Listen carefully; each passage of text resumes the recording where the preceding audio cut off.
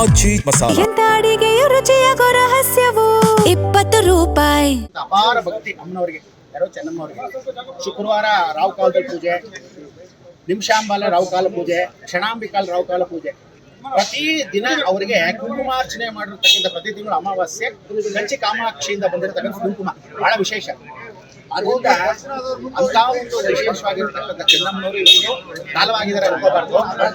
ಅವರಿಗೆ ಇರ್ತಕ್ಕಂಥ ಆಯುಸ್ಸು, ಆರೋಗ್ಯ ಅವರ ಕುಟುಂಬ ಕೊಟ್ಟು. ಇವತ್ತು ನೀವೆಲ್ಲರೂ ಏನು ಅಂದ್ರೆ, ಚಿಕ್ಕವ್ರು ಯಾರ್ಯಾರು ಇದ್ದೀರಾ ಅವ್ರ ಮನೆ ಕುಟುಂಬದನ್ನ ನೋಡಿ ಕಲ್ತ್ಕೊಳ್ಳೋದೇನು ಅಂದ್ರೆ ಒಂದು ಸಂಸ್ಕಾರ.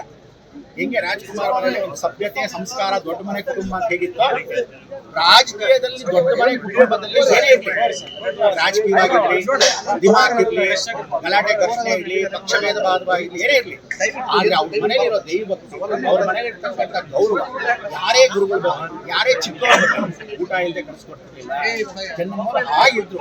ಅದರಿಂದ ನೀವು ಇಂಥ ಒಂದು ದಂಪತಿಗಳು ಸುಖವಾಗಿರಕ್ಕೆ, ಅವರ ಆಯುಸ್ಸು ಪರಿಪೂರ್ಣವಾಗಿ ದೀರ್ಘ ಸೋಮುಗಿಲಾಗಿದ್ದಕ್ಕೆ ಎಲ್ಲ ಹೆಣ್ಣು ಮಕ್ಕಳು ನೋಡಿ ಚೆನ್ನಮ್ಮವರು ಕಲ್ತ್ಕೋಬೇಕು.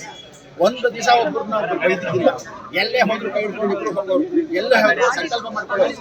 ಅವ್ರು ಇದ್ದಿದ್ರಿಂದಾನೇ ಇವತ್ತು ಇವ್ರ ಕುಟುಂಬ ಅಂತ ಒಂದು ಮಹಾಲಕ್ಷ್ಮಿ. ಈ ಮಹಾಲಕ್ಷ್ಮಿ ವಿಶೇಷವಾಗಿರ್ತಕ್ಕಂಥ ಸಂದರ್ಭದಲ್ಲಿ ನಾವೆಲ್ಲರೂ ಬಂದಿರೋದು ಒಂದು ತುಂಬಿದ ಮನಸ್ಸು, ಆ ಮನಸ್ಸು ತಿಳಿಯಾಗಿರ್ತಕ್ಕಂಥ ಮನಸ್ಸಿಗೋಸ್ಕರ ಬಂದ್ವಿ.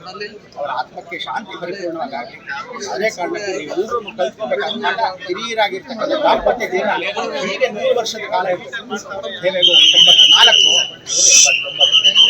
ಎಲ್ಲರಿಗೂ ಆಯುರಾರೋಗ್ಯ ಐಶ್ವರ್ಯ ಕಾಪಾಡಿ.